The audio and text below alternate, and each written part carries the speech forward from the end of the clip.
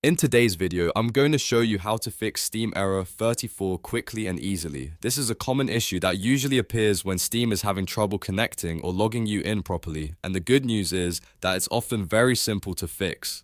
I'll walk you through a step-by-step method that works in most cases, and you won't need to install anything extra. If this video helps you out, make sure to hit that like button and subscribe for more simple tech fixes just like this. Alright, let's get started. The first thing you want to do is completely close Steam. And I don't just mean clicking the X button, because sometimes Steam keeps running in the background. To properly close it, press Ctrl, Shift, and Escape on your keyboard at the same time. This will open up Task Manager. Once Task Manager is open, look through the list of running processes and find anything related to Steam. You might see multiple entries like steam.exe or Steam Client Client Web Helper.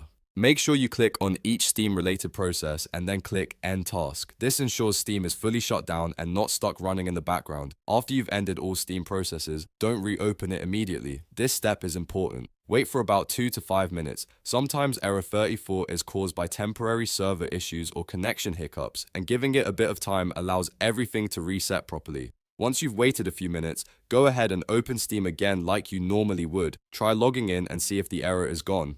In many cases, this simple reset completely fixes Steam error 34. If it works, you're good to go. If not, you can repeat the process once more just to be sure everything fully reset, especially if your internet connection was unstable.